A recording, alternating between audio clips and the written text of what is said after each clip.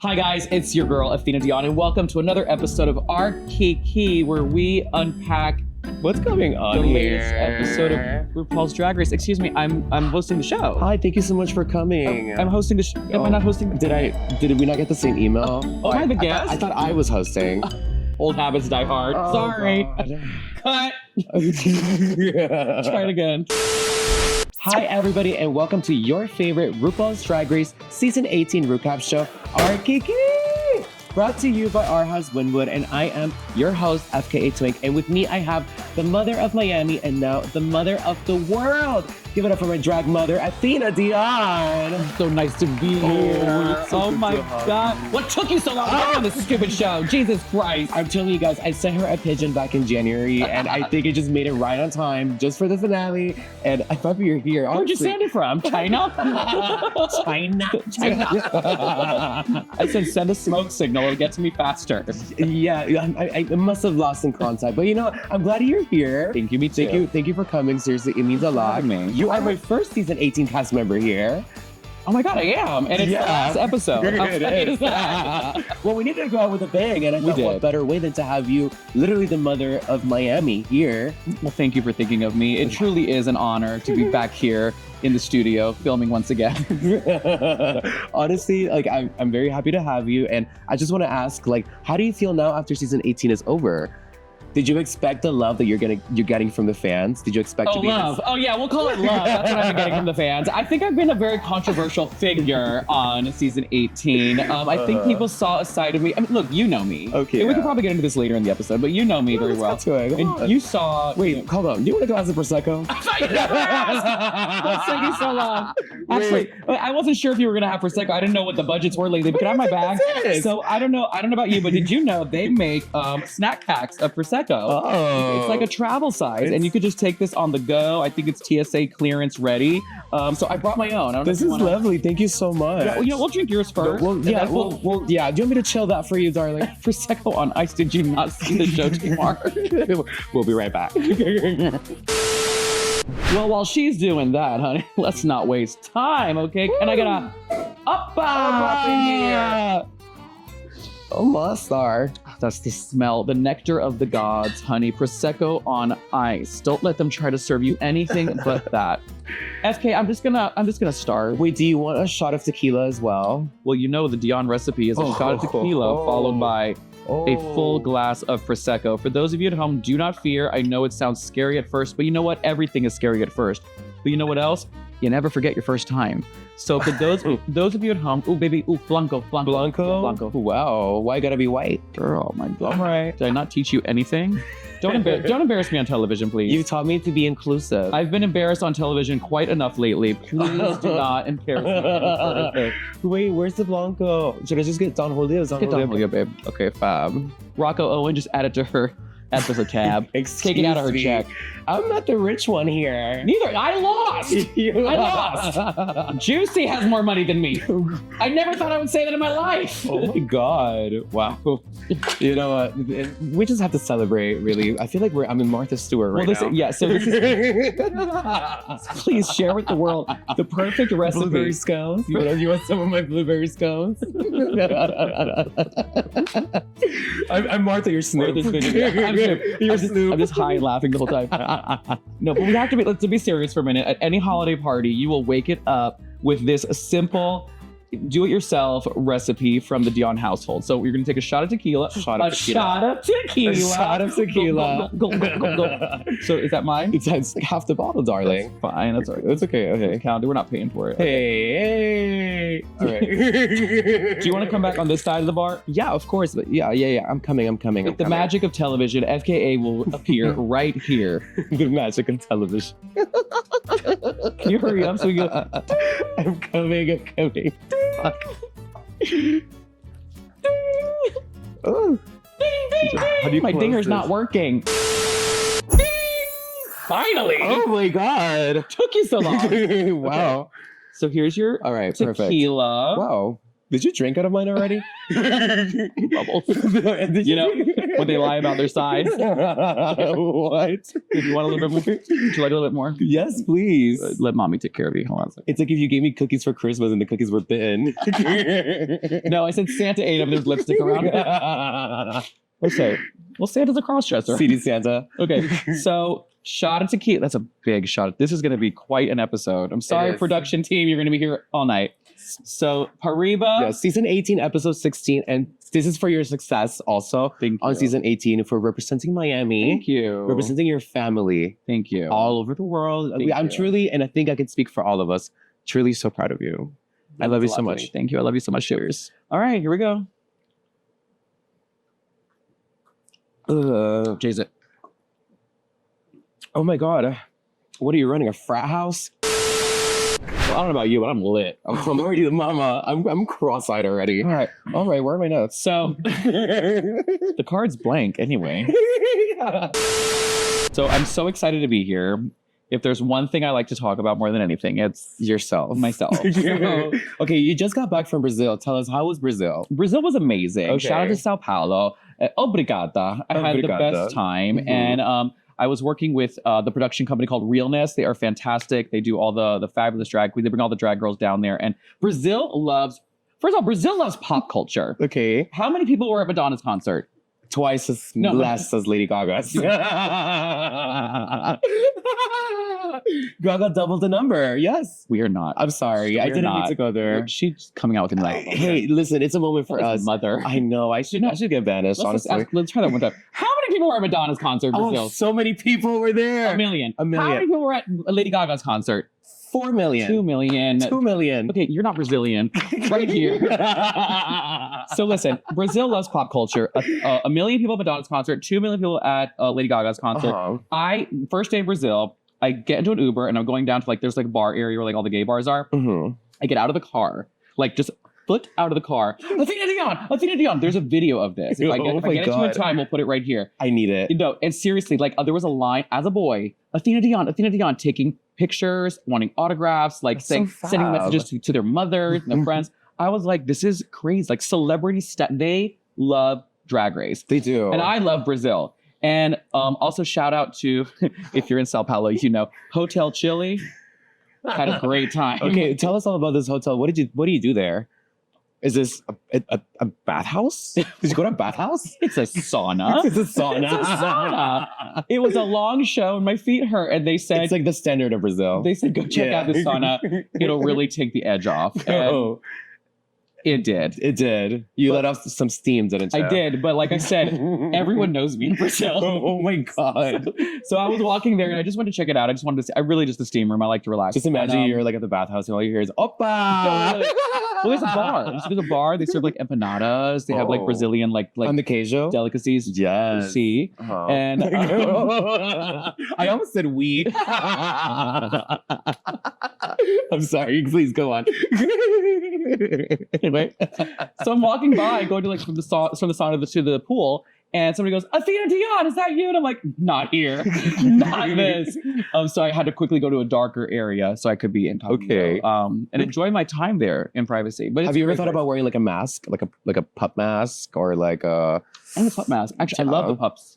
I love the pup community. Do you remember the one time that I was at your house and we were all counting money after brunch and all of a sudden we just see a rainbow fairy tail? So we're gonna stop the story right here. And wait, I didn't. No, you're not a furry. I'm not trying to say that. No. No. But I did pack one for one of the challenges on Drag Race. You did? I did. So I don't know if you guys remember, it was called Wholesome to Folsome. Yes. And I really wanted to spotlight furry play. Yeah. Mm-hmm. So you start as a wholesome character, which is Bo Peep, and then I wanted to turn into a furry sheep. And on the back, she was wearing a harness and everything. It said "Shave Me." Really kinky. Okay. It never made it to the big screen, but we did a photo shoot for it. Yeah, it was really fab. I got red for using AI, but who's counting? I feel like everybody uses AI, unfortunately. Not that I condone it, but. Well, I feel like Hollywood 10, Hollywood 5. Hollywood 10 is definitely AI. It's Hollywood 10. Kiss 4 is AI. Babe. And if you don't think we can see Kiss 1 is also AI. No, literally, a filter is AI at this point. Yeah. I think so.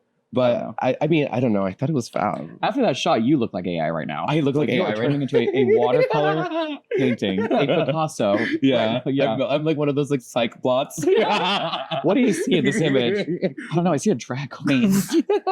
You're gay, honey. Conversion therapy. Oh my god. Okay, so it's season 18. It's the finale. It's the finale. We have the top three. We have Darlene, Nene, and Mikey. What do you think of the top three? I love the top three. I mean, I think you or Juicy should have been in there, in my opinion. Obviously, I think this is the last chance that they get to be able to crown you. I think they should crown you at the end of this episode. Well, spoiler alert. They don't. But I agree with you. I think, to be honest with you, this was a great season. I think we had a lot of amazing entertainers. I don't know if I would have picked those three from episode one. No tea, relax. If I would have had to choose from episode one watching, I don't think I would have said, you know what, they're going to make it.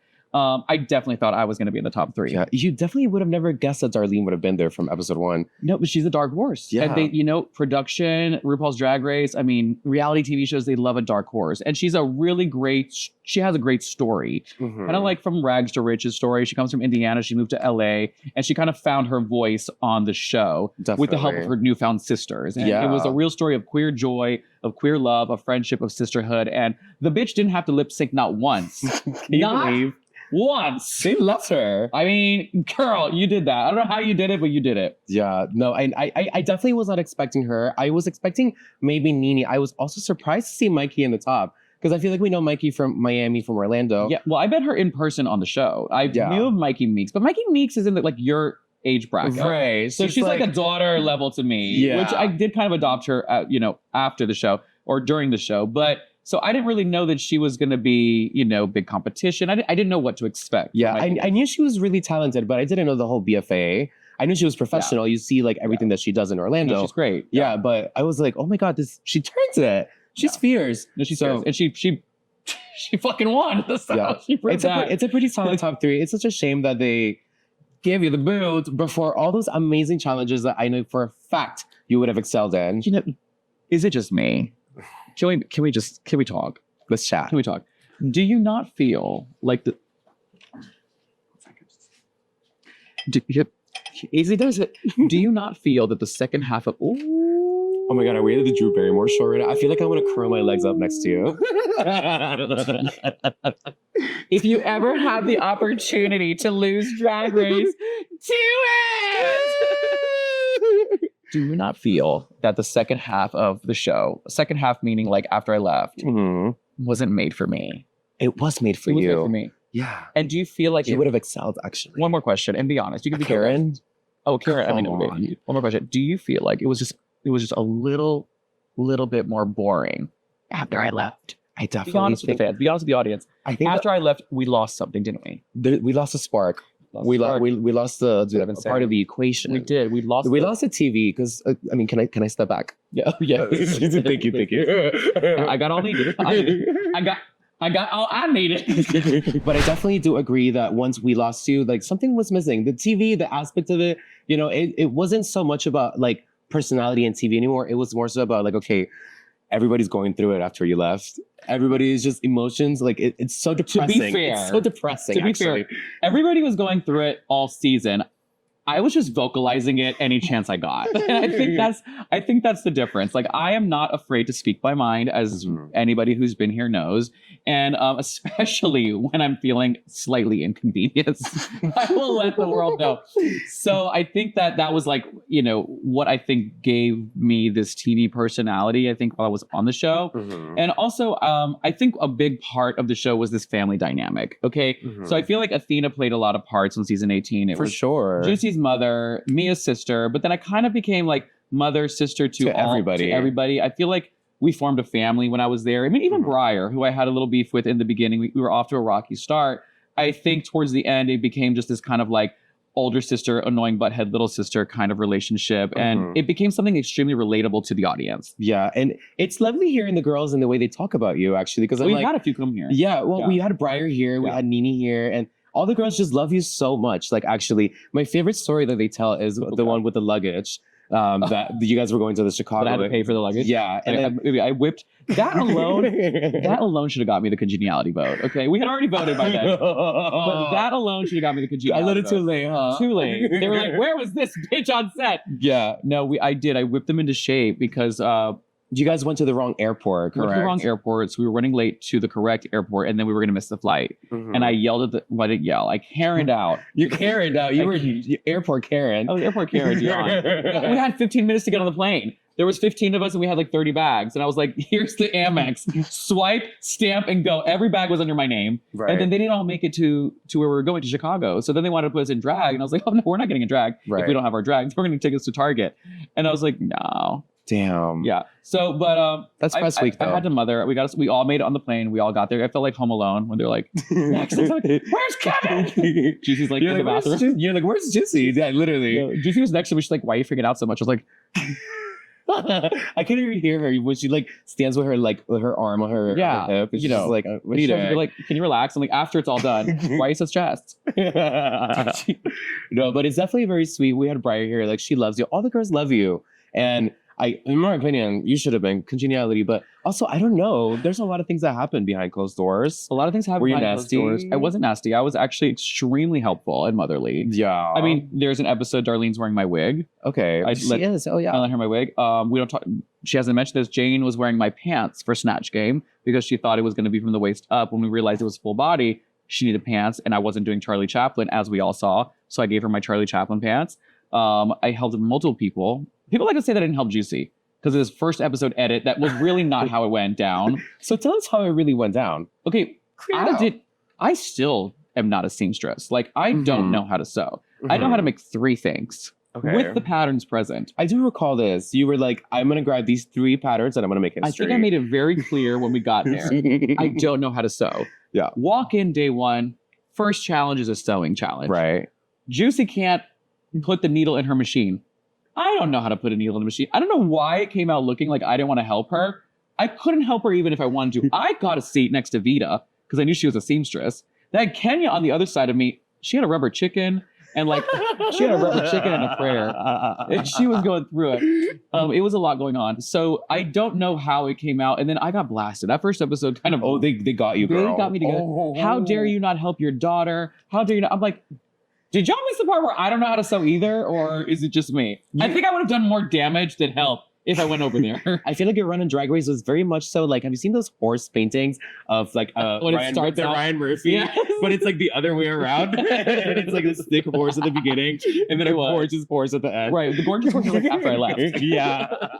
I feel like that's literally your run in Drag Race. Even my talent show. So I was getting dogged all season. And I just think the fans, I feel like they're intimidated by a confident woman. And Definitely. I came in very confident because, look, fake it till you make it. Let this be a lesson in life. Long story short, I know I'm going to win the talent show. I'm there seated in Dallas. It's the episode. I'm like, this will turn the tide. The fans are going to love me. I'm going to have a win. She was a setup. She scammed Rada Queen. She had alliances. She's a scammer. I'm like, what? I mean, wouldn't you say that the Rada Queen is your audition for Traitors? Pretty much. Well, I would say there's 2 parts to the talent show. You have to win Rada Queen, and then you have to win the talent show, which I did both because let us not forget, I had to lip sync for the win and won to a song called Jerkin. I love that song, by Amel the and the way. Sniffers. Hated it then, love it now. I didn't know the song. I was like, I'm not going to win a punk rock song dressed like Little Boy Blue, churning butter into ice cream, and Jane don't overhear. I'm like, that's not gonna happen. But I did. It was fab. I actually love that lip sync because you really went at it. I did because I was like, you were feeling it. Fire. Yeah, I had fire in my veins. It was fab, and like you were more punk rock than Jane, who's literally been like in a punk rock band. Well, she just won a challenge before for doing the punk. She won the the punk challenge. She won too. that challenge. That's true. Yeah. Well, and I won. You aced Amel her. and the Snippers. That was really fierce. I love that. The funny part is Discord Adams has a tattoo of Amy from the lead singer of Amel and the Snippers on her leg. So Discord was plucked that she wasn't like having any talking time with Amy, who was there. And I was like, I don't know who you are, but I'm singing your song for you. She's lovely, by the way.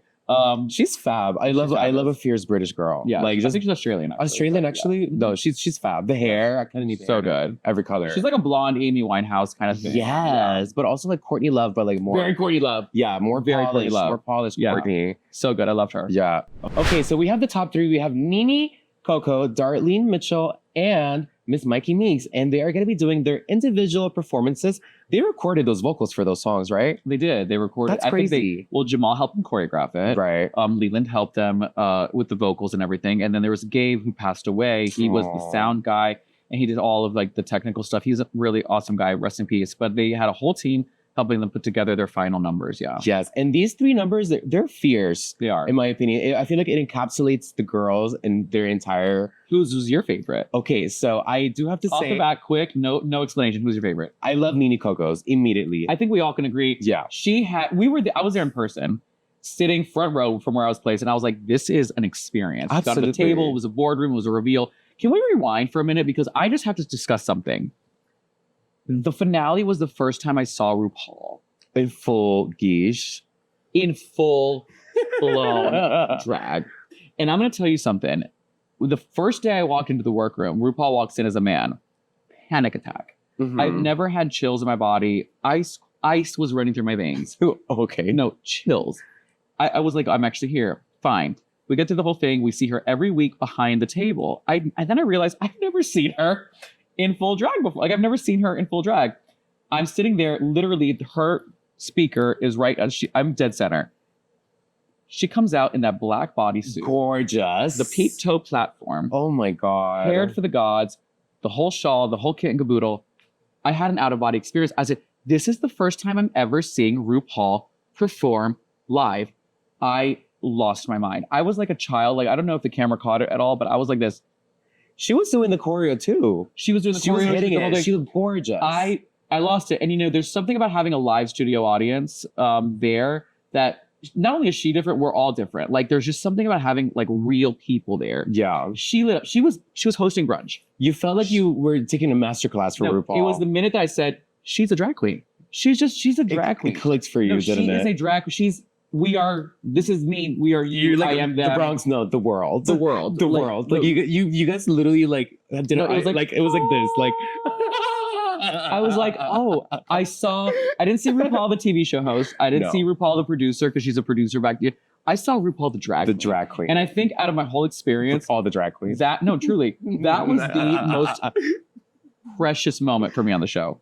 Yeah. To see RuPaul in just her drag, the drag element of it all. Like, the drag queen the one who made it. The one that you're like, I see you doing what I'm doing, and I see me and you. You were seeing yourself in her. That's what you were doing. She's the one. She's the one who made it. Yeah. She's what we're all striving for. But you peel off all these other labels that they've piled onto her. Like, you saw at that the girl. End of the day, she's just a girl from Drag Brunch. She's just a girl. She's just a girl. She's just a girl. She's just a girl. Yeah. I know. I'm sorry. I could talk about it forever. That was when I was like, I fell in love with her again. Yeah. And I'm like, your mother. She is mother. No, your mother. How tall is she? Humongous. Yeah. Like, from here to like the lampshade, maybe? She's a giraffe. She's through the roof. She's extremely tall. She's so fierce. No, she's tall. And the shoe? Well, she could walk in those shoes. Oh, it's so Platform. fierce. Does she have an ankle strap? Like a clear ankle strap? No, I think it was just a slip-in.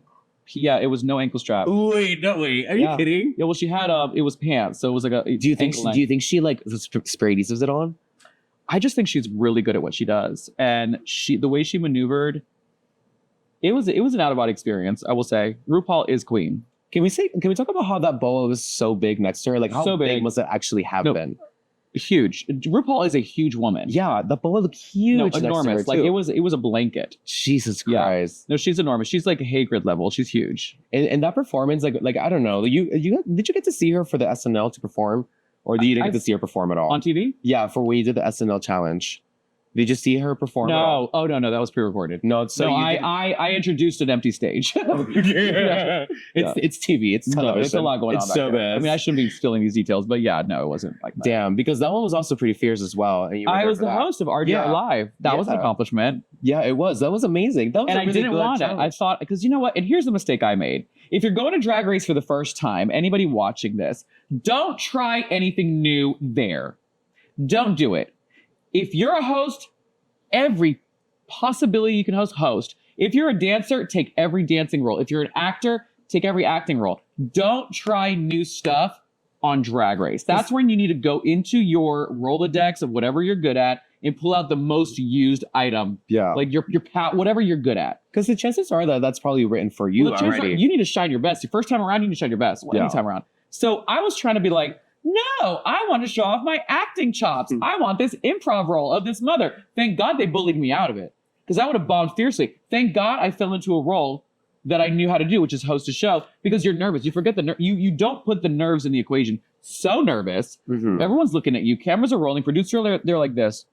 But also, can I just say, I really think you would have aced that role, in my opinion, because that is such a campy role. And I feel like we've seen Athena Dion be an amazing host already. I feel like that role... No, but you have. The world hasn't. I guess that's true. And I forgot that too. And I said, you know what? I'm glad I am a host. That's what I auditioned for this year. Before I walked into the workroom, the producer said, turn on that hostess energy. And I was like, oh, y'all know me. So I had to show the world that. And I was like, you know what? It's a good thing I got bullied into the position where I was. And I had the opportunity to host RDR Live. And I was like, yeah. Because when all else fails, when you're nervous, you can go back to autopilot. And you also look so good. And that's what you know how to do. Yeah, no, you also looked amazing that episode. Like that black hair with the white suit. What about me and Briar too? I know, you were with Briar. Do you feel like her performance maybe hindered you in the challenge? A little bit. Well, Briar was a pest. Yeah.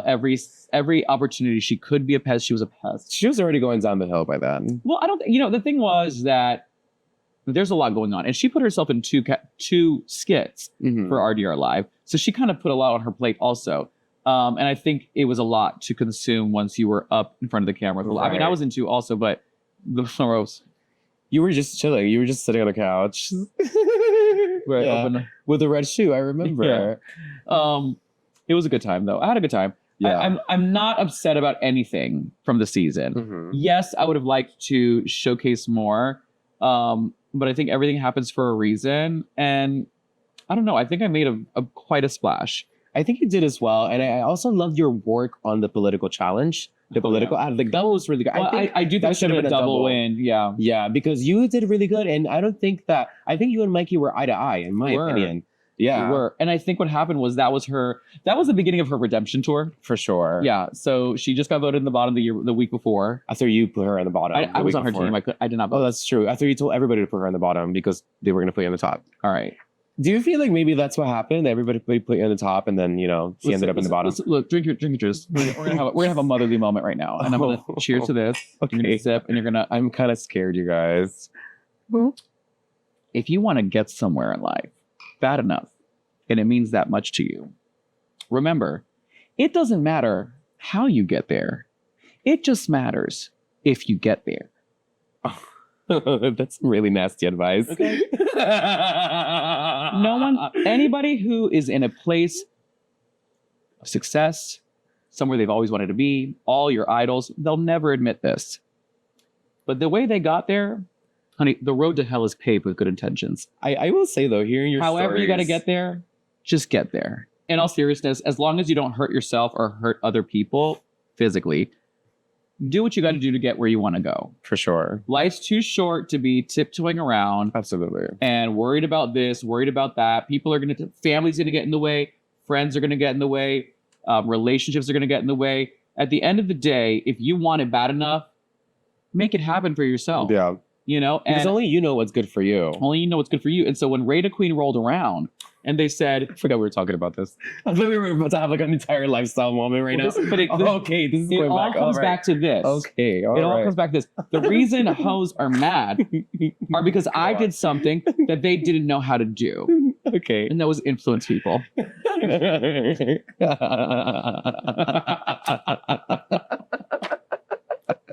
We're just drunk talking shit right now. Oh my god! This is the kind of conversation you have where there's a lot of smoke in a bar. We've just done a fat lie in the bathroom. Oh my god! We just wrote a straight line in a straight line in a bathroom. Yeah, and cursive. And then we're gonna leave here being like, I really like that girl. I love her. I just met her, but I love her, and you deserve the world. This is exactly how you get all your kids. This is how you conceive. Yeah. Can I just ask? Okay, like let's just cut to it. I really want to ask this question. What's the head count? How many children do you have? I want you to actually count for me right now. You're asking me? Please. Can I just give a roundabout number? I think it's okay. In the group chat, it was 50. No. 45 at least. You think so? Yeah, look at the numbers. Are you serious? And not everybody's in the group chat. Okay. So you definitely have more than 70 kids. You know, it's funny because I know them all. You Like, actually I do. know that, like, it's not BS. I'm not a drag. I do not collect children as like a pastime. I do actually want to say this though. Athena Dion is the busiest drag queen that I know, but she will make some time for her kids. And you're touring the world right now and you're doing the absolute most. You are busy. You just got here from Brazil at 6 a.m. You're here filming with me because you love me. She makes time for all of her kids and we all have such a special connection with her. And it's priceless, truly. And I don't know how you do it. Honestly, I don't know either. I don't. Because you keep up with everybody. You have your own special connection with all of us in a different way. And you all hate each other. We do. I mean, you all hate each other, so somebody has to do it. The family stops here, babe. You know, and I think I think there's something to be said about that. Mm-hmm. I feel like, but that's a testament on you though, because this is your legacy, and this at the end of the day, you're passing down your love, your wisdom. but don't you think that's important for you or for all the girls? Also, don't you think that we have something in our family For sure. that's very special, that we know what it is to be taken care of, therefore we know how to take care of somebody else. Yeah. And I think that's something like a lot of our family, a lot of gay families come from broken real families Yeah. where their parents didn't know how to show them the love that they needed for their particular situation. That's why the gay family core exists. Yeah. Because I need to find somebody that understands where I come from and where I want to go. That's why gay families exist. And I think what we have outside of the drag world, yes, because you know very well, work is work, Yeah. family's family, two Yeah. separate things. It's 1000%. it's very Athena, different. work Athena is different than Mother Athena. but you all But know it's like at the end of but the it's still day, loving. it's It's still still loving. nurturing. Either way. You're there for each other, and the words are not to diminish you; they're to help you Yeah. always. So I don't think that anything comes from a place of malice, and I think that's why it's special, because you know it comes from a place of I just want the best for you, because the best for you is the best for us. Yeah, for You sure. know, it's like a beehive. You know, you all work together for the colony to grow. Sting would be so proud. Did you see the wheels turning so hard? Yes, I was like, oh, she's working. She's working. Tequila is working against me. But you know what I'm trying to say. No, for sure. And it makes total sense. And it's just so crazy. You really raised an entire family of titans. You have raised drag titans. I mean, look at Juicy. Look at Morphine. Look at even Kelly. She's fierce. Good. She's No, fierce. I got it for her. Yeah. The bitch is fierce. Yeah, she's Because you know you set the bar for a level of excellence, and Yeah. you have to keep striving for it. That's Yeah. all. I've always, and this is my whole thing about Drag Race. I've auditioned for Drag Race 13 times in a row. Insane. That's 13 no's. That's 13 no's. How many people would be like, girl, after the 5th one, forget it. I'm not getting on the show. Yeah. I know this year is the year that you did not want to audition. I didn't want to audition, and there's a long story to that. But something like RuPaul always says, you know how she says she always wear a suit? Right. Wear a suit, dress for the job you want. I decided, and there was a moment when Drag Race UK came out, season 1. I don't even know what season we were in America. They're like in... They're in 7 now, so it was about 7 years ago, let's say. I said, there's a queen on there called Bag of Chips. Oh, love her. Love Bag of Chips, met her in person. She was the queen of London before she got on the show. Everybody who went to the UK, they knew who Bag of Chips was. And I was like, you know what? I may never get on the show, but damn it, I'm going to become a queen that everybody knows who I am. Absolutely. And my drag mother told me, become a queen of your city. More importantly, become a queen of your community. And you that's are. the most important thing you do. So I said, you know what? Let's say I'll never get on the show. I want to be a queen for my community. I want to be a queen for Miami, just like she is over there. She got on the show. All of London celebrated her. I was like, if I do get on the show, I want people to celebrate that. I want people to be proud of me, to know who I am. So I started acting like I was on the show. I started traveling the world. I upped my drag. I started quaffing my wigs, spending money on my drag, looking the part. I said, if I'm not on the show, I'm not going to walk down that street and somebody's going to think, oh, she must have been on that show. Right. So dress like you're already on Drag Race. Act like you already are a Ru girl. And guess what? It's going to happen for you. in everything in life, dress for the job you want.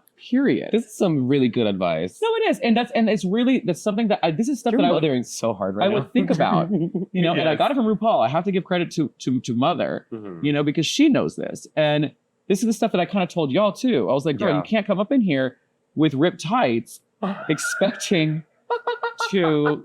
Oh my god! Somewhere. Well, you're lucky that you're looking at Phoenix clothes. You're lucky from here up. You look amazing. Oh, thank you so much. But you know, I already ordered new ones. But do you know how many girls roll in for a brunch and they don't take it seriously with the makeup they wore from the night before? And guess what? They're always going to stay where they are. If you start putting some respect on your own name and in your own drag, you're going to make it farther than where you are right now. If you want to go there. In a way, it's like a power of manifestation. Well, you know, because you believe you're meant for it. You believe you're already there. So now, it's like when it comes to you, it's like it's nothing. Well, ask me, how do you feel traveling the world in these meet and greets? It's all I've ever known. This is what you've already been doing. I've been preparing to this my whole life. This is actually nothing for you. You just have a couple more extra dates booked up. Right. Yeah. So I feel like can I just say, I feel like your schedule now, like, you know, obviously taking the traveling into consideration and everything, you worked really hard when you were here at our house on a weekly basis. I mean, you did Friday, Saturday brunch, Saturday evening show, Sunday brunch. Yeah. That's like a week. Yeah. Each seating is 2 shows. 4 with being a host, which I'm feeling in for you right now. And I'm like, I've lost some weight. I feel amazing. You look great. You look great. Nothing like a little anxiety for cinching the waist. Yeah, a little bit of music to take the edge off.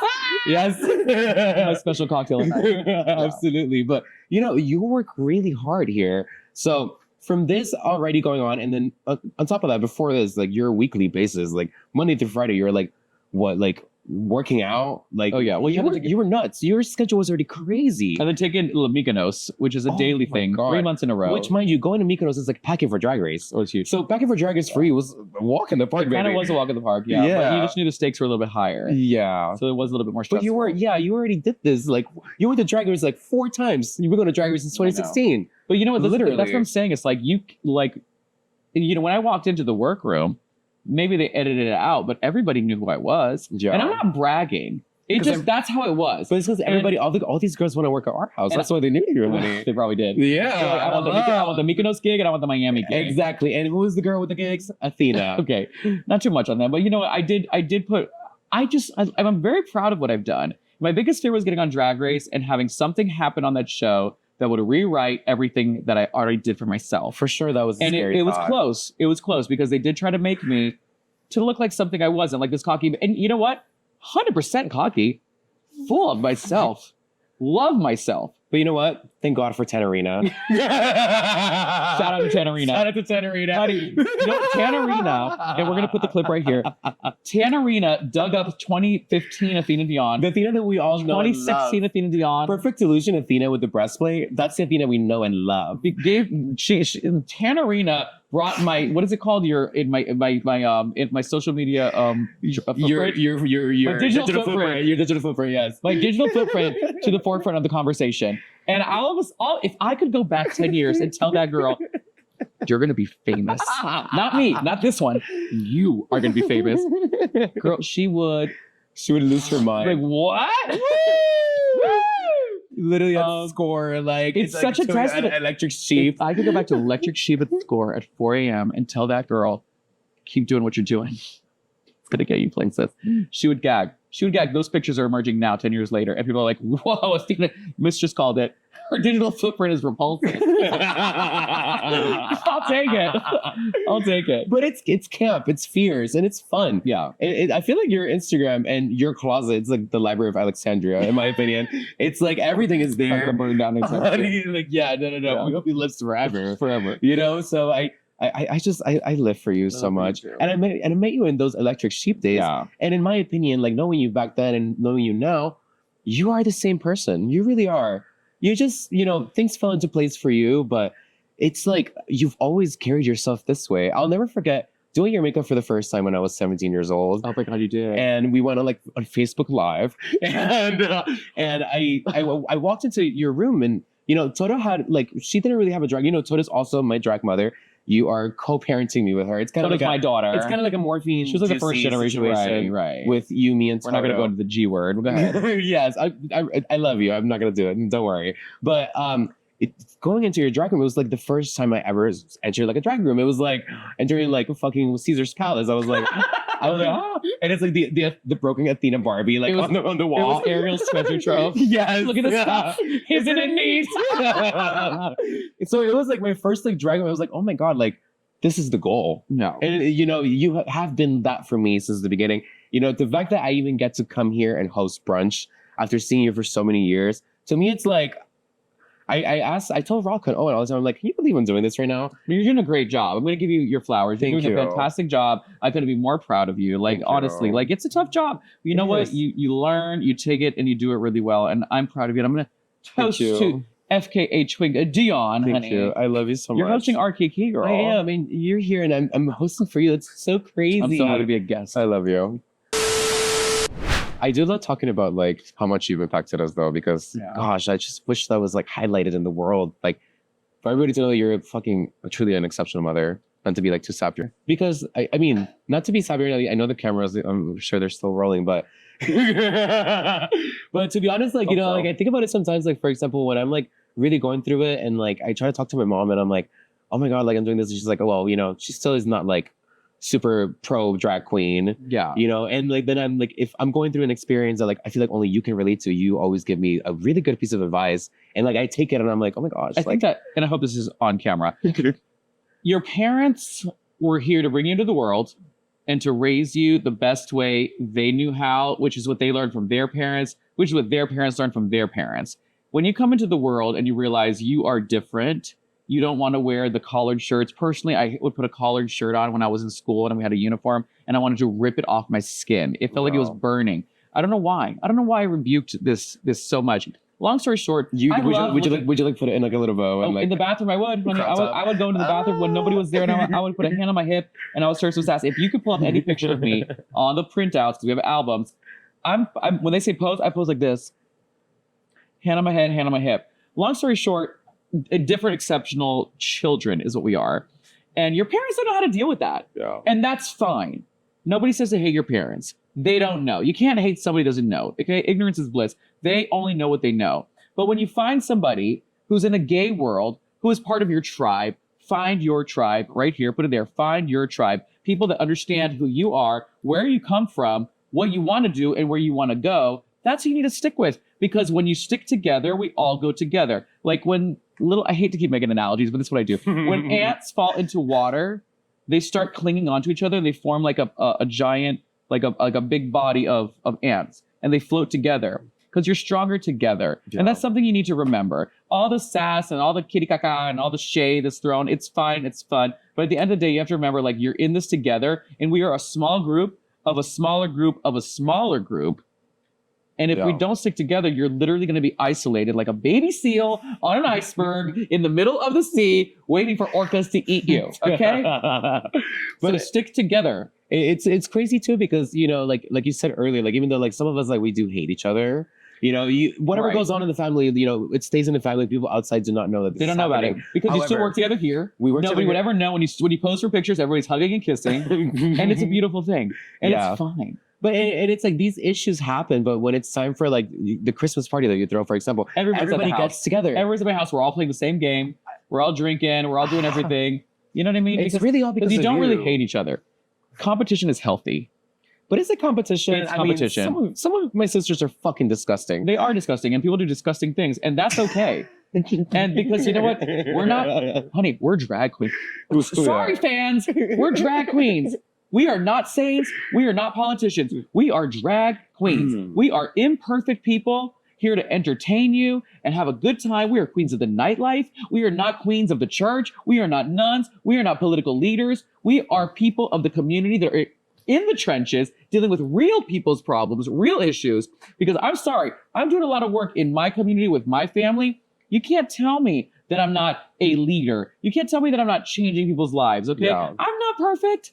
I'm a flawed person. But you know what? We all are. And I think the first step you have to do is admit you're not perfect. Stop expecting that. You have to be an imperfect person perfectly, as the saying goes. That's what makes you, being imperfect. But the standards they're holding you to sometimes, or you're holding yourself to, or social media is imposing on you, is creating this false idea of a perfection that doesn't exist. when really this was born out of being somebody who was imperfect, who blossomed into whatever this is that people love. Whatever this is. But we like it. Oh, yeah. There's There's an audience for everybody. Yes. There's room for everybody. No, but you know what I mean? Yeah. Like there is really, truly, like it's you. Drag is expression. So sometimes I get catty with these people on Twitter that are attacking what you did on the show or how you looked or how you presented yourself. Maybe this is my drag. It's not yours. It's not yours. Absolutely. And this is nobody's but yours. And if you're here for it, you're here for it. Take a seat and enjoy the ride. If you're not, there's 5 million other drag queens. You can find your perfect one that you can follow along with too. Absolutely. And I'm glad that we have 50, 60, 70, whatever we are as a family. And we stick to each other. We stick together, we stick to each other, and we all strive for something, and that's greatness. We've trauma bonded over so many things together. Yeah, we've, maybe I am the source of a lot of trauma, but I mean, I don't know. it makes for great stories. Your relationship with everybody is just so different, I feel. Listen, when I die, those eulogies are going to be lit. Okay? That's all I have You're to going to say. have the best funeral ever. I'm going to have the best funeral ever. Oh my God. But seriously, y'all are going to be fighting over the microphone. I have a better one. There's going to be a line. Oh my God, stop. You're going to be There's going to be a crying. waiting list. Like, who's next? Roast the bitch. Oh my gosh. I love you. Really, cheers. Thank you for coming. Special episode. To life. To life. And also to being an amazing drag mother. You truly are. You're an amazing drag daughter. Stop it. Okay, back to episode 16. So, I'm like your favorite 18. daughter. Back to episode 18 of season 6. No, back to season. Where are we? Vitamina, Benjamin. Vitamina. Schmina. Honey. Oh my gosh. Okay. So let's jump back in. Okay, so let's talk about Darlene's and Mikey's performance. So what did you think about Darlene's performance? Darlene, well, the one of 2 that she's done on the show. She did her talent show. The no, 3. No, 4. Oh, she's performed a few times. I forgot. So she did Funk Almighty. Oh. She did the Rusical as a dog. She did, what was the one you just said? Oh, the talent show. The talent show. And then she did her finale. What's the talent show performance though? She just like grabbed that inflatable hammer. That's a screw. That's a screw.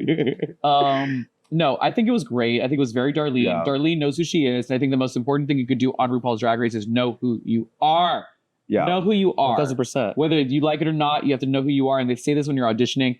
Audition as yourself. Just be yourself. It's the hardest thing to do is be yourself. Trust me. Can I just say, even though like the girls say that her drag is like quote unquote trash and it's cheap and stuff. Well, her first drag was trash. At least everything is encrusted. Oh, it is. Oh, Darlene she is a rhinestoned turd. And she knows it. She absolutely is. She is fabulous. She's sickening. She is a leftover half-eaten baked potato in the fridge, covered in the most gorgeous aluminum foil you could find. But she is shiny. Yeah. She's wonderful. And she knows who she is, and people see it and people relate to it. You can't be that popular without having something people see. They relate to the in trash. themselves. Yeah, they relate. Yeah. They relate to the trash. They do. And we have Mikey. Her performance is about being versatile. And do you think Mikey, like, I don't know, what do you think about the performance? I think it was very on brand for Mikey. Mikey, She's literally a Michelle drag, in my opinion. Mikey had a game plan coming in. She was the ingenue. She knew when she went to the finale, she was going to say, from the ingenue to the leading lady. Every time, go back and see it, she walks on the runway. What does she say? Mikey Meeks starring in blank. Mikey Meeks starring in blank. And the amazing Mikey Meeks starring in blank. She knew her whole pitch was from the little like Norma Jean to Marilyn Monroe. And she knew what she was doing. So Mikey, so fierce. Mikey, the one word I could describe Mikey is consistent, because she knew exactly what she was doing. She had a game plan. She had a whole storyline for herself. Stuck to it. She went from the ingenue to the leading lady, and she fulfilled the prophecy that she built for herself. That is so fierce. Yeah. I never really noticed that she did that. Go back and watch the show, and then also check all of her posts from her runways. They're all movie posters. Oh my God, that's right. Yep. She's crazy. Yep. A lot of work. I never noticed that. Mikey, she's a genius. Genius. In my opinion. And she's your daughter now. She is. Yeah. Honey, you knew the minute I thought she's going to make it to the end, I'm going to have to claim her runway. When did you, well, of course, I think, there was a moment. When did it click for you guys? We had a talk. I think it was I want to say the see-through. We were wearing the see-through episode.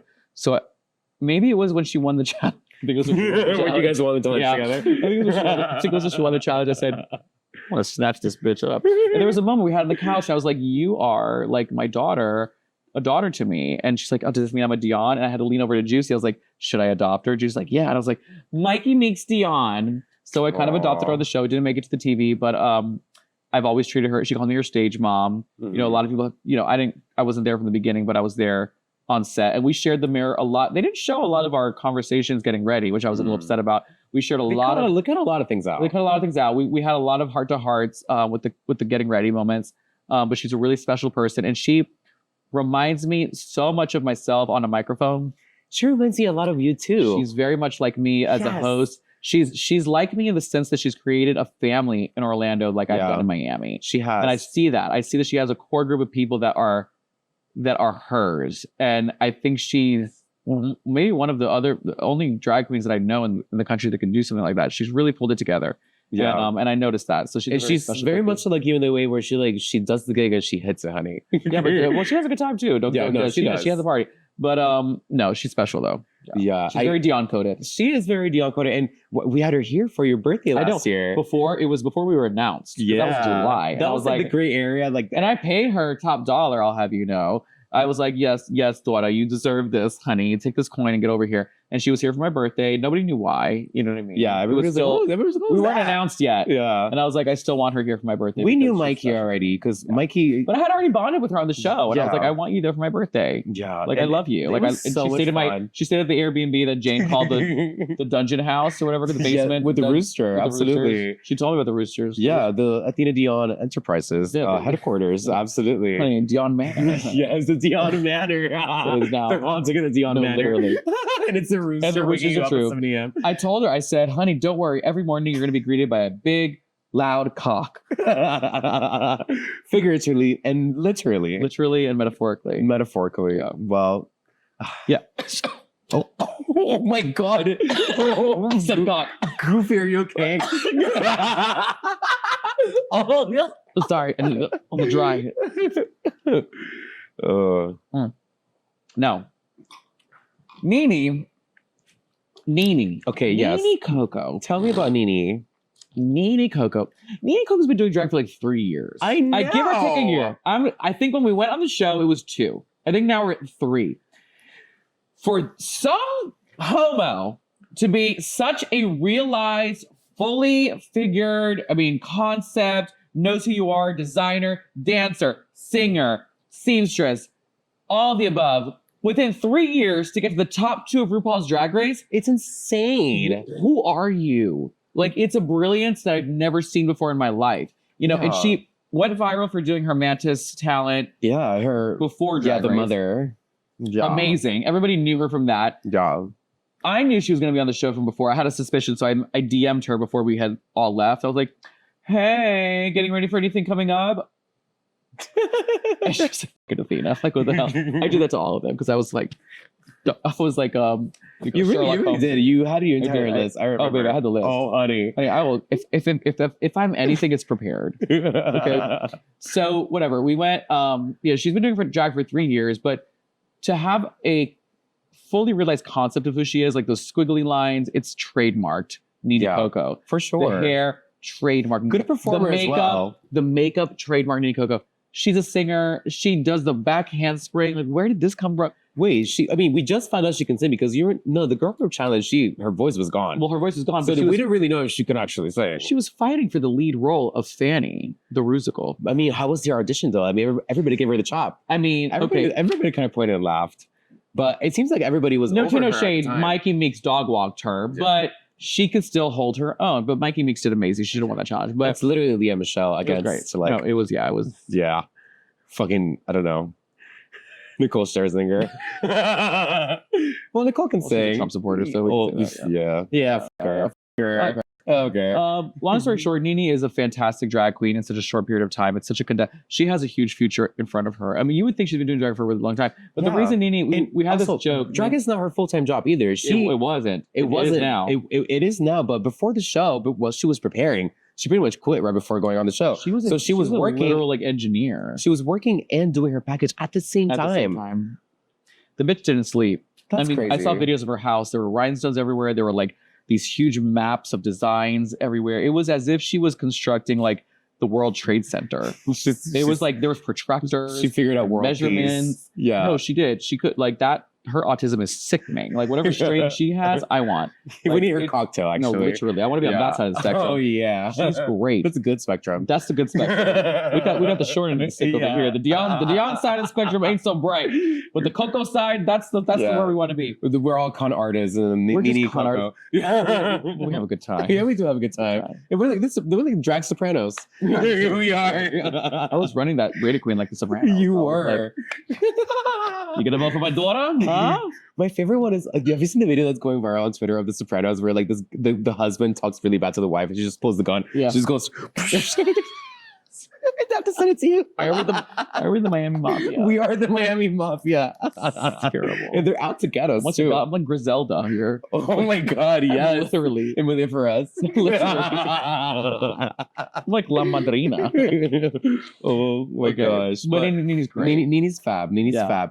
So tonight we are honoring the one and only Miley Cyrus. She is receiving the Lifetime Achievement Award. What was it like seeing Miley on set? To be honest, I was expecting Cher. Oh, that would have been fat because they just had Bob Nike and Liza. Liza. Like, Jesus Christ. Like, no, I love Miley. I love Miley.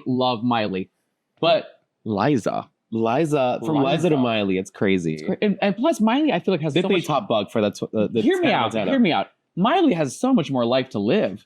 Absolutely. Like, she's young. Oh, like, what, is she going to die tomorrow or something? I mean, deserves it. But like, girl, Lifetime Achievement. Now? You know, I was like... Imagine she becomes a Trumpy like Gwen Stefani. Miley would never. I don't think Miley would ever actually. But I was expecting like a Cher or a Barbara. Absolutely. Barbara. Budget cuts. All RuPaul Perusa. Don't forget. Diana Ross. Oh my God. Right? But the long story short is that I was happy to see Miley there. Super deserves the Lifetime Achievement Award. Probably will win a Lifetime Achievement Award a few more times in her lifetime. Her first one. It's her first Lifetime Achievement Award. At 33 and too. She's a drag queen, you know. She absolutely is. It was iconic to see her there, and I think the girls really appreciated that. Yeah, I definitely like. I've always seen Miley just give so much support to the community. She's a drag queen. When she went on the Rogan guy. He went Rogan? She went to the show. Kennedy. He always listen to that's what I say about you. Yeah, that's what I say about you. Do the same thing all over again. I know. No, Miley, and quick with it. She's just like that southern charm. But that southern charm with a quickness too that she gets from Dolly too. Yeah, and Dolly. Yeah, it's Dolly. Lifetime Achievement Award. Yeah, that's Dolly. Why can't we have Dolly? Well, whatever. We love Miley Cyrus. I love Miley. It's just, the check, everything just aligned perfectly with the Hannah Montana 20-year anniversary. It did. I think that's what happened. Yeah. And they asked her Snatch Game, Hannah Montana. I see what you were doing there. I love it. I'm here for it. Yeah. But you know what? Listen, I'm going to say I was glad I was there for Miley's first Lifetime Achievement Award. Absolutely. She's definitely going to have a few more lifetimes to live. Yeah. I really just hope she doesn't become like a nasty person. She's not. She'll never. Oh, no. She's gone through enough already, for sure. Yeah, flowers. For sure. Yeah. Oh my God. No. Well, Poo crave. Wow, you doing it to poo crave over here? Honey, I am up to date. Do you remember when we would show you poo crave tweets and you would fall for it? I used to think that was because there's for those of you that don't know, there's pop crave and then there's a poo crave, and I got scammed. And I would follow Poo Crave thinking that it's music. And I would send messages like, did you hear that Miley Cyrus is fucking a duck now? And V and Morphine and Chizzy would just be like, oh my God, I'm crazy, right? Like, and we would just like run it's like with the Onion. And we would let her have it. And then all of a sudden we were just like, oh no, it's Twitter's a dangerous place for millennials. Yeah. Twitter's a dangerous place for millennials. Yeah. I'm just gonna leave it at that. It's scary. It's a lawless land. To put it that way. Anyway, you're the queen of Twitter now. I mean, hey, your memes are being used on a regular basis. Imagine you got a check every single time you got to use as a reaction picture. Does that happen? It should happen. Well, Cher used to be the queen of Twitter, and I feel like I'm continuing her legacy. She would just tweet whatever's on her mind. What the fuck is MDNA? Right. Or I just they said to her, Cher, what are you doing for Madonna's birthday? She said, I'm having a colonoscopy. That's like me. It's literally you. Literally. That's you and Bianca, by the way. Literally. Like literally you writing about just said a little. Which, by the way, like I just want to say, yeah. What do you have to say to Bianca Del Rio? Who asked her? Bob the drag queen asked her to have you on the new season of Drag Race. What do you have to say to Bianca, please? Pit stop? Yeah, the pit stop. Yeah.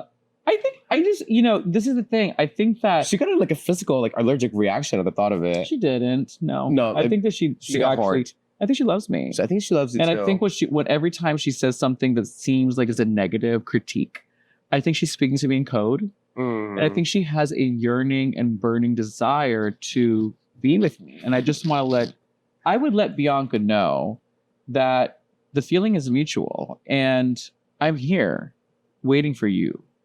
Whenever you're ready, whenever that may be, I'm here for you. And I love you. Okay, it's getting weird. But I hope you have her on the pit stop for All Stars. I really want to see you guys squabble your Should I go beef or whatever's going Should I go on. in a wedding dress? Oh my god. Just be ready. Just in case. Yes. You should be. I mean, I don't know. There's something about like a 5'7" big nose Latino. Okay. She's Latin. She's rich. She has a huge nose. We love a huge noses in this house. You know what a huge nose means? Exactly. Huge bank account. She's rich and she's Latin. That's 2 checks already. She's in theater. She does wigs. Don't care. She's rich and she's Latin. She appreciates the craft. I like her. I do. I think we're a good match, to be quite honest. We'll probably insult each other. We'll really get role playing. You guys would absolutely hate fuck each other. Hate fuck. Oh. Hate fuck is a good fuck. Yeah, exactly. There's the best sex is hate sex. Absolutely. Yeah. I would okay, now you dress like Miranda. And I'll dress like Andy. Oh my god, it's getting weird. It's getting weird. And just look at me up and down. Oh my god.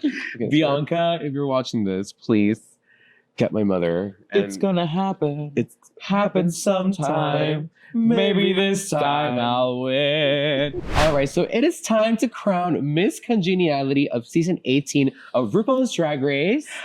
Okay, so I want to know what the behind the scenes process of this was. So what was going on backstage? You guys have to vote for each other.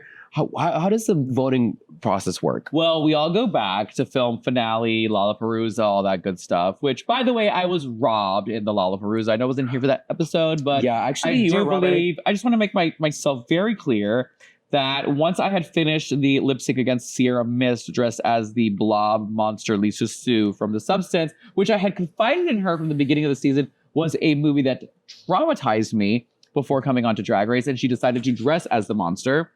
And then compete against me for the Lollapalooza, taking about 30 to 40 seconds to get out of her reveal. I do think that I did win that lip sync. With that being said, what was the question? The question was... Wait, you just actually completely started talking about something else. Voting for Rita Queen wasn't for congeniality, girl. Sorry, I've had a lot to drink. So when you go back for finale and Lollapalooza, you know if you drink, I'd rather you drink at home. We're home. This is home. This is our house. Our house is home because our house is your house. Our house is your house, and your house is our house. If these walls could speak. Got you. Okay. Cheers. Keep that in. This is my show. Shut up. What the hell? Shut up. Drink a drink. Okay. Drink your juice, Shelby. Keep that in right now. All right. Okay. Take a seat. Okay. Not forget about Mother's Day. I got this. Okay. Shut up. Oh my god, I got this. I got this. Sit down, relax. Can I get it? I'm fine. Long story short. Oh my god. We went through Miley. Now, listen, can I tell you something? Yes, tell me. Ask me this. I want you to ask me this. Did you really rig? Did you try to rig the Miss Congeniality vote? Ask me. Did you actually rig the Miss Congeniality vote? How can you fucking ask me that? Oh my god. You think I'm trying to rig that shit? You think I'm not congenial, bitch? I mean, I The think fuck? Wait a minute. You hear this shit? No, this is what I have to deal with, people. Okay, so listen. No, I did. Did and you I do it actually? again. No. So what happened? I will tell what you happened behind the scenes. To clear the air, to set the record straight. Because there's been a lot of stories circulating out there. Now back to that bitch that had a lot to say about him the day in the press. Oh, we don't quote her anymore. Oh. Damn, that was such a good line. Aged like milk. That was such a good line. Oh, that too. was What do we say now? Yeah. All right. Well, anyway. It's between her or Mariah. I mean, there's no in between. Why are you so obsessed with me? Okay, listen. Okay, so what happened was, congeniality is around the corner. I haven't won anything but talent show up until this point. I want to win something. I want $10,000. Okay. I don't care about the $10,000. I care about the clout. Because if there's one thing I will tell all of you out there, money goes, but clout is forever. Okay? So all I see is this in like very Delta and like the yellow font. Money goes and clout is forever. Money goes, money comes, but clout is forever. So because if you win congeniality, you get a commercial, you get to come back next year. That's airtime, baby. There's nothing more precious in this day and age than airtime. Now listen to me clearly. I offered these girls the most congenial thing anybody could offer. I said, listen, I'm not going to keep the money. I'm not going to keep the money. I'm going to offer you the money. I will win the $10,000 if you all vote for me. I will split up the money and I'll give you each a portion, which comes out to about $700. Everyone says, oh, $700. I've done more for less, first of all. And second of all, hey, it's $700 more than you would have had. Okay? What's Jane doing with the money? But she kept it. I bet she kept it for her congenial. I bet she kept it for her congenial self. How congenial is that? I offered all the girls. I said, I will give you the money, and they didn't vote for me. Still. So did Juicy actually campaign for her? Juicy did not campaign. Campaign is a strong word. Juicy campaign. I'll tell you. Wait. It's kind of funny. It's kind of funny. Please go. So on. Juicy kind of goes like literally like Juicy kind of does this. She goes, "Hey, so I had this idea," and I'm like, "What?" She's like, "Hear me out. Hear me out." You're acting like a total Gen Zer from TikTok. Hear me out. Mockumentary right now. She goes, "Hear me out. Hear me out." Wouldn't it be funny? Like to act like crazy, right? Crazy. Wouldn't it be funny if like Jane won congeniality, right? And I was like, nope. I don't think that's funny at all. No. I was like, I want to win. She's like, you're right. Yeah, I'm just gonna go. You're right. She tried. God bless Juicy. She tried. Because Jane helped her a lot all season. And you vote for two people for congeniality. You put your one and your two. So, from what I believe, she put me in Jane. From what she told me. So you think you could have been second place? I could have been second place. But I think... What about Vita? I voted for Vita. Yeah. I voted for Vita as my congeniality, and I voted for Sierra. A lot of people don't know Sierra was like a shoulder for me to cry on all season. What about Juicy? You didn't vote for Juicy? I voted for Juicy. I did. I voted for Juicy. That's already two. It's three people you're saying. Don't worry about it. Oh my God, you're a monster. No, you don't know what I'm talking about. I voted for Juicy and Mia. Have you already heard about this show called The Boys? What? The Boys. It's like a show on Amazon Prime. It's about like superheroes. There's like an anti-hero. What does that have to do? I feel like it would be Homelander. Okay. Is that a good thing? If you know, you know. Okay, go on. This is turning into a Z-Way interview. I'm sorry. I didn't mean for it to be like this. Can somebody production? Can you? Who's Homelander? Zoolander? Homelander. Can you just pull it up? Anyway, so Jane says I was like knocking door to door like a Jehovah's Witness. I wasn't. Okay. I was just saying, if you happen to vote for me and if I happen to win, I will split the $10,000 evenly. Fair deal. I know campaign. What is wrong with that? What's wrong with that? I mean, there's nothing wrong with that. I just maybe people really wanted Jane. They feel bad for her. She made it to top 5. I placed way lower than her. They should feel bad for me. What? I wonder who voted for Jane. Do you know who voted for who? Apparently everybody. Did everybody actually vote for Jane? Well, apparently. I know Jane voted for Vita as her other. She did. Yeah. I told Jane I voted for her. But you didn't. I'm not sure if I did, though. I don't think you did. No, Do you actually remember who you voted for? I do. Or do you just tell everybody I voted for you? Is that what you told everybody? Oh my God. This is like our Z-Way George Santos moment. What? No? What did you say? Z-Way and Anna Delvey. I told you who I voted for. You voted for Juicy, Jane, Vita, Sierra. What did you actually vote for? I told you who I voted for. Two of those. Oh my God. 2 of those people I voted for. I guess we'll just leave it up. Listen, we'll just leave it up to Jane imagination. Yeah, I she won. lost. You were happy? plugged when you lost. I wasn't plugged. I I was. You know what? I'm not mad. I'm disappointed. But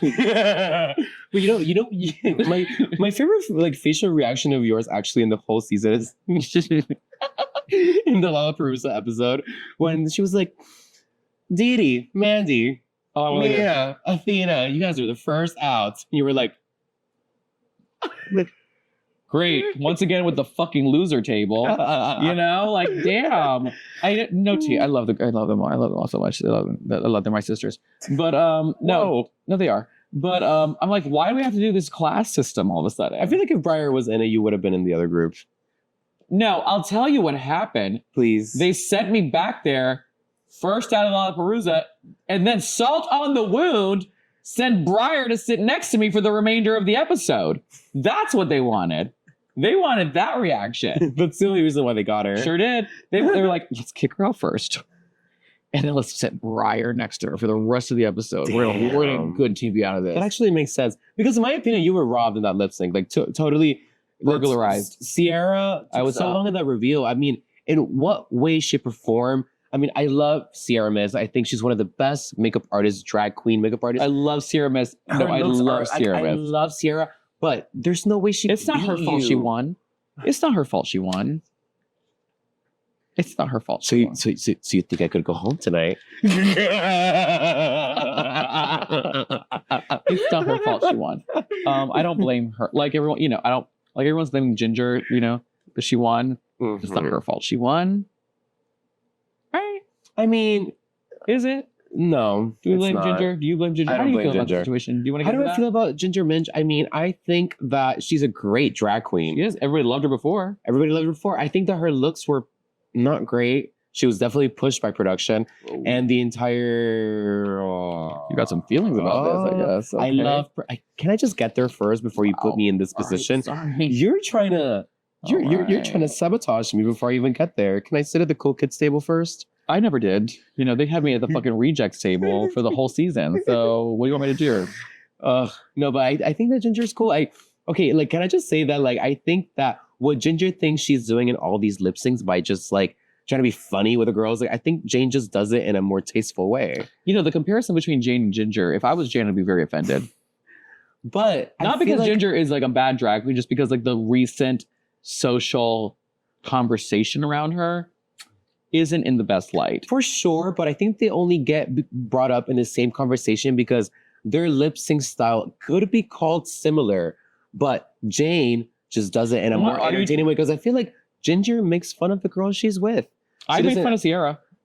Well, yeah, you called her a dude. Oh, I did a few things. But long story short, I just think that Jane's more likable. Yeah. I think it all comes down to likability. She's not a liar either. You can tell she's a real person. Well, we're all drag queens. We're all liars to some extent. But at the end of the day, she's just likable. You know, you gotta be likable. Yeah. Yeah. There's a likability meter. There's a likability. Peter Paper Piper Becker. There's a likability meter. Likability meter. Anyway. Okay. Can we... So, Mikey Meeks wins RuPaul's Drag Race. Mikey Meeks is your new drag We're not superstar. there yet. Mikey Meeks just won RuPaul's Drag. How does that make you feel? How does it make you feel? What are you doing? We're not there yet. What do you mean we're there? No, we're not. Oh, the living. Sorry. You're just gonna skip the lip sync song. You're just gonna skip Darlene getting eliminated. Do you know what you're doing here? So maybe listen. you should give me my notes. So Darlene gets eliminated. Doesn't even get a chance for her reveal. Doesn't get a chance to perform the song. How do you feel about that? I'm great.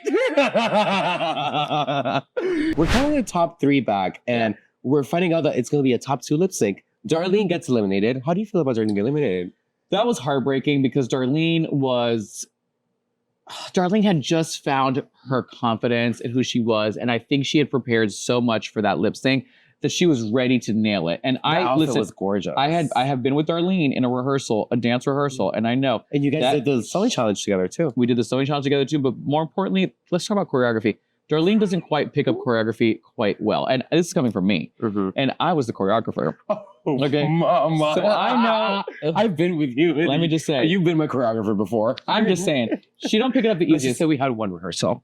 She was confident, and If I had to, she was ready to lip sync. Okay. And so you could kind of feel in the room, you felt the deflation happen.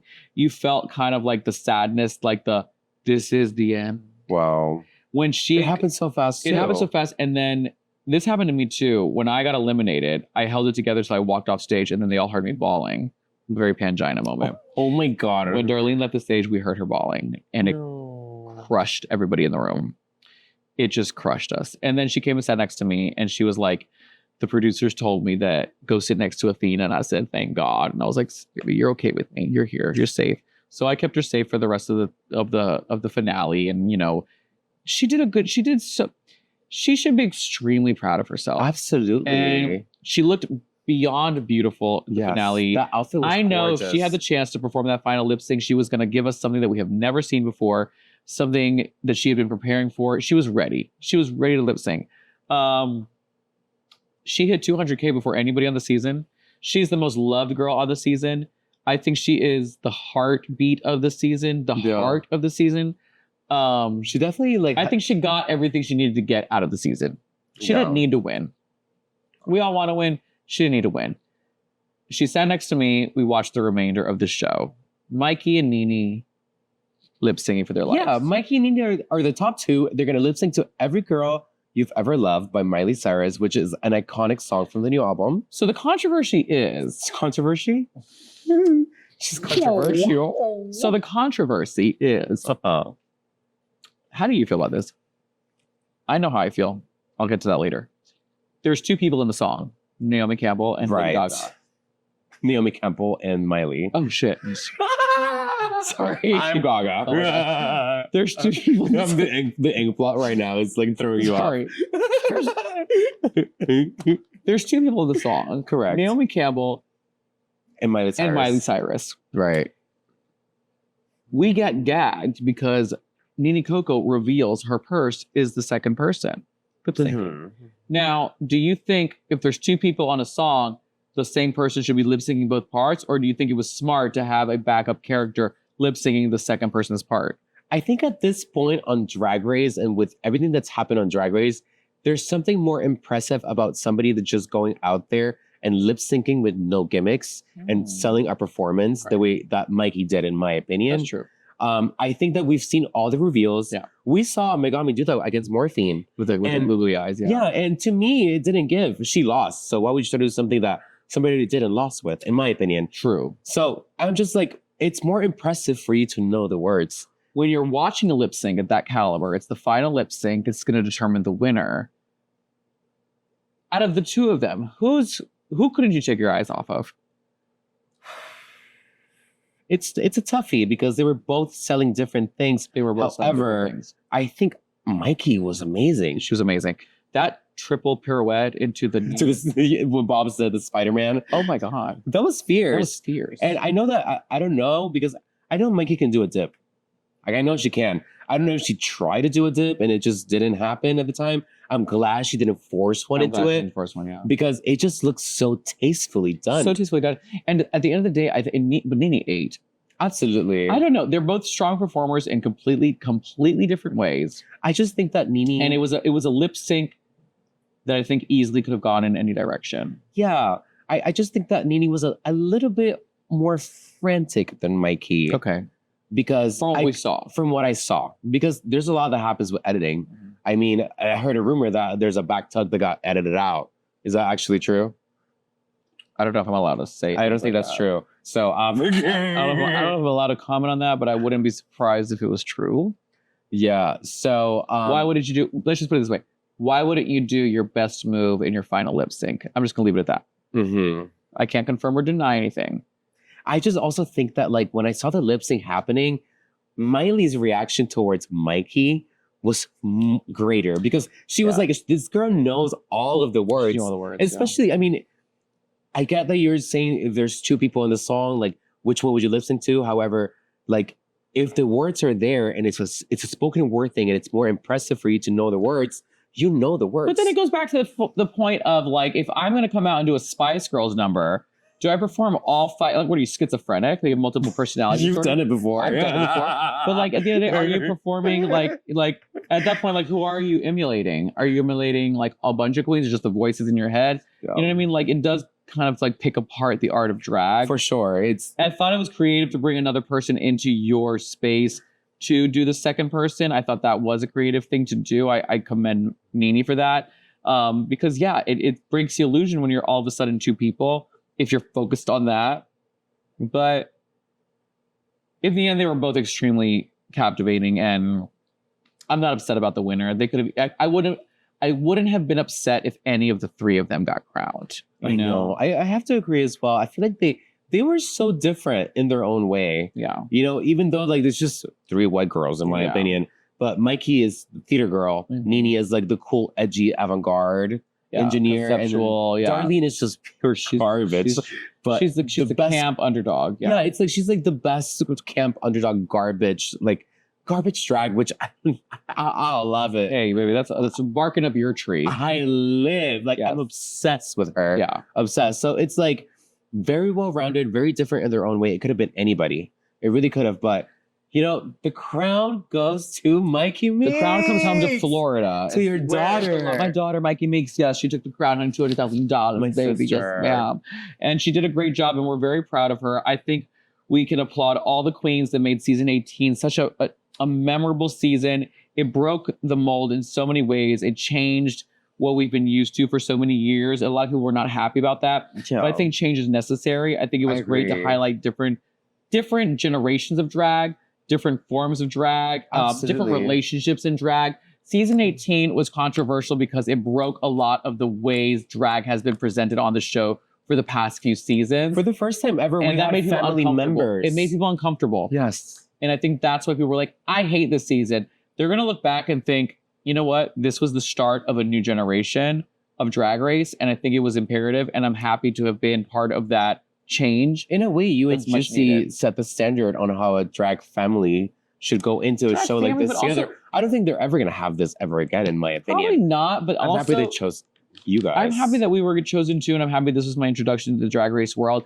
And I'm also happy to show how real relationships performed on set there as well. Like mine and Mikey's, we had Mia, we had Juicy, we had a lot of the girls that had different relationships there. Me and Briar even, you know what I mean? Yeah. Like there was a lot of things. If you really take a step back and stop looking for the shade and the clapbacks and really get into what's going on in the workroom, you're going to see a depth that you didn't see before. And I think that's really important. And I think that's the message of season 18.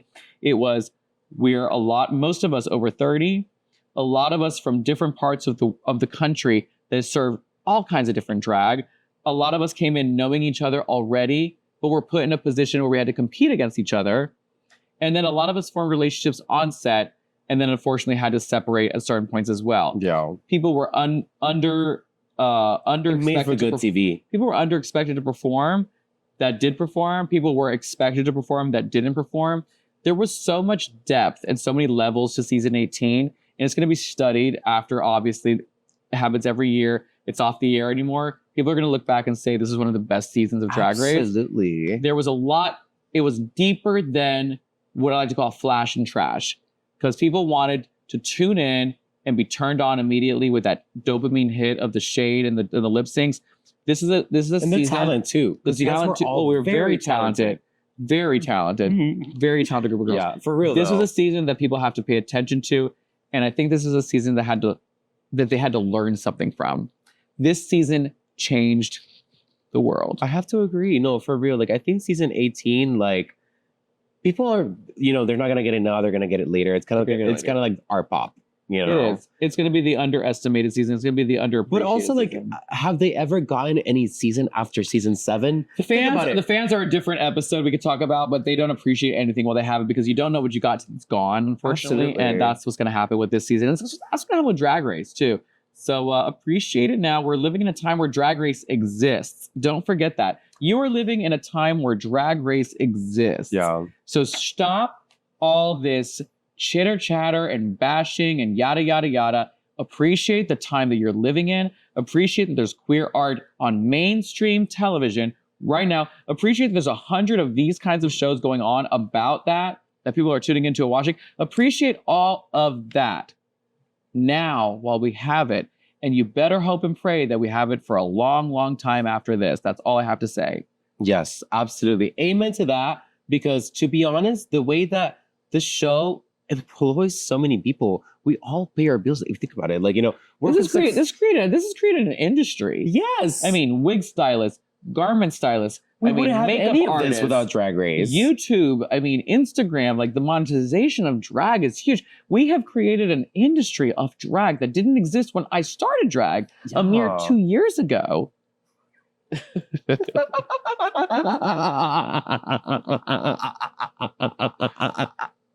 to be honest, yes, we have created a new industry. Just like there's the car industry and the construction industry and the makeup industry. Drag is an industry. The car industry. I don't know. That's the first thing I think of. For years.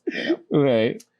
Drag is an industry. And for real. No. And it's become something that will never go away. That's been copied a million times by the Masked Singer and that lip sync TV show that was going on. Mm-hmm. Everybody's copying it now.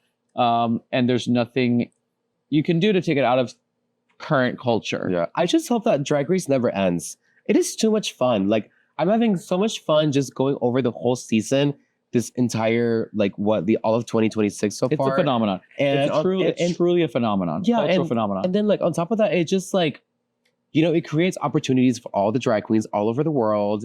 And we get to have so much fun just, like, enjoying drag and being gay and being flamboyant. We have to thank Mother RuPaul. We really do. Like, RuPaul. And honestly, like, I would have as much fun, like, watching the show if we didn't have you here at our house. Like, the viewing parties are so fab, and we're gonna have you here for one of the, I think I'll be here for Mother's Day. They announced All Stars. Yeah, we're gonna be watching All Stars episode. I think that's the All Stars premiere. Actually, is it the All Stars? Yes, because May 8th. It is. Is it? It absolutely is. Yes, it's the All Stars premiere. You can catch me here at our house on the weekend of Mother's Day. Mother's Day weekend. We're gonna be here with Athena Dion. Sunday. We're gonna be celebrating the All Stars premiere, and we're also gonna be celebrating Devil Wears Prada 2 premiere. So the entire weekend, we're going to have the Athena Dion special starting from May 9th through the 11th, correct? That's all. That's all. So what do you have to say to your Miami fans? Please I don't. Tell them to come. We're wrapping it up right now. I have so much to say to my Miami fans. I hope that my time on Drag Race honestly did you proud. I wouldn't be where I am today without Miami. I mean, I've been on these streets for 16 plus years, and I've seen people come, people go. I've seen clubs open. I've seen clubs close. I've seen so much. And the fact that I'm still here pumping through and getting to the places that I'm getting, I can't say thank you enough to everybody in Miami, everybody in Mykonos, all my fans across the world who have supported me, my drag family, for really being there, because honestly, it takes a village to kind of create this level of art. So I say thank you. I want to say, like, when did you start working here at R House? You started in like 2015, 16? Oh, I'd say about 2015. 2015, yeah. When you first took the gig, did you ever think that the entire family you would create with R House, you, Owen, and Rocco, did you ever think that it would have grown for it to be like this massive thing that it is It's all now? I want. It's all I wanted. But did you ever think that was going to happen? It had to. I had no other option. I was, like I said earlier, like, you've always been very laser focused. You've always known that you were made for greatness. I don't know if anybody really knew. I knew what I wanted, and I wanted this. I wanted my birdcage, which is my favorite movie. I wanted that moment, and I wanted it to be here, and I wanted it to be this kind of family and this kind of show. I really wanted this from the day that I started drag. Not less than the day I started at our house, but the fact that it all happened here and it came to a head here and it was kind of manifested here is really beautiful. So I'm happy it happened that way. And it was something I've always wanted. And baby, we're just getting started. So. Sure are. There's no more. We got to try one last one. Oh, where's the snack pack? Oh my God, the snack. Where's the snack? See? Wait. This is why a snack pack. Bring the purse right there. You're chilling him. Yeah, it's This chilling. is why a snack pack is always important, because when the venue runs out of the Prosecco. Well, we have another bottle, but we don't want to open another bottle. Don't waste a snack We pack. can just microdose, right? Yeah, microdose. You can always have a snack pack, honey, because one of those little bottles is a single serving of Prosecco. You just gotta down it and you're good. Here. Snack pack around. sponsored by Vandori Prosecco on sale at Publix as we speak. Shall we open it for the finale here? Absolutely. It's the last episode of my entire... It's the last episode of season 18. I'm Season sure there'll be many, 18. many more episodes of our Kiki to come after this. Oh, and the best part about it is a twist top. That's perfect. Oh my God. Oppa. Oh. Now, this is a single serving, but I'll share. Is it? I have two more. Well, send yourself first. Well, I mean... Girl... Let's just... Cheers. Cheers. Now we're going to do this the right way. Okay. Okay. Get those cameras zoomed in tight. All right.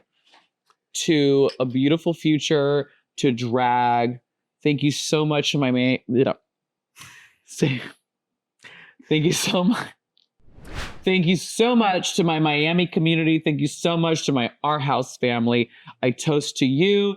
Thank you to everybody who has watched RuPaul's Drag Race season 18 and cheered on all the divas that made it the most incredible season ever on TV. Thank you to you, my queen, FKA Twink. Thank you to my Dion family.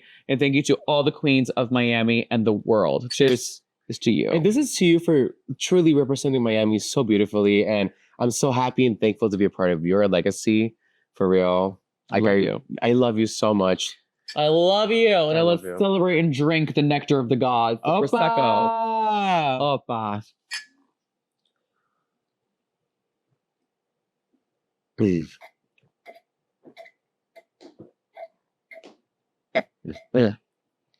Oh, what are you waiting for? Cheers. Cheers.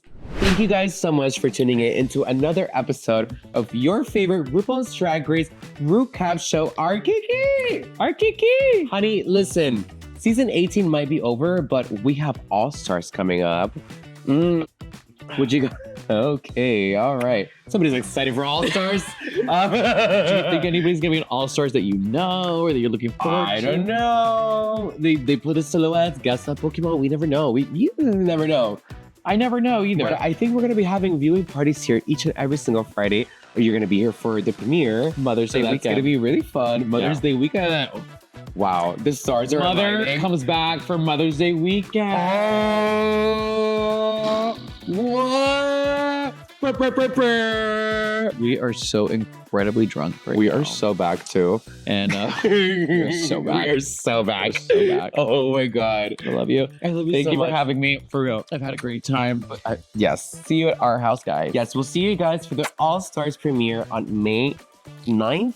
8th, I believe 8th. 8th is somewhere that Friday. that weekend. Friday. That And it's going to be Mother's Day, so you don't want to miss out Mother on Mother's Day. How meta is that? Boop, chicka, boom. I love you so much. Thank you. Oh, Bye. A full season of Drag Race. I love you guys. We did it. We did it. We did it. We did it. Oh shit. The what? Please make sure you guys don't forget to subscribe to R House Wynwood on YouTube. We're gonna be posting so much fun content. I think we should film a video together. What did we just do? Well, another video together. We should probably like cook a Rocco or something. Imagine. A rock? We should cook with Rocco. We should cook with Rocco. Yeah, we should. We're gonna make the Greek goddess burger. Oh yes, we have to teach everybody how to make the Greek goddess burger. Which I have some videos cooking with Rocco. Which fabulous Bring out burger, the by the way. It's a delicious burger. Oh my god. Fabulous. I mean, my favorite. Not that I'm biased, but it's really Oh. probably the best one we have. Oh yes, absolutely. What is it? Goat cheese? What you call? No, it's not goat. No. I am the goat. You are the goat. Well, yes. And flowers. Oh, thank you, R House. Thank you, Rocco and Owen, for bestowing me with these beautiful flowers. I truly love them, and I had a great time here today. I'm so glad I could make it. You know what? I've been on the road. I've been traveling a lot, and I'm glad that I could be here for the finale of season 18 on our Kiki. Because, honey, it took you long enough to invite me. Oh, What the hell? Jesus Christ, is that how you were spanking boys at the bathhouse in Brazil? Ow! Oh my god. What the fuck? You are a pretty girl. Got a flower. Her name was Lola. Yeah, a little girl with yellow feathers in her hair and her dress cut down to there. She did the merengue and do the cha-cha. She's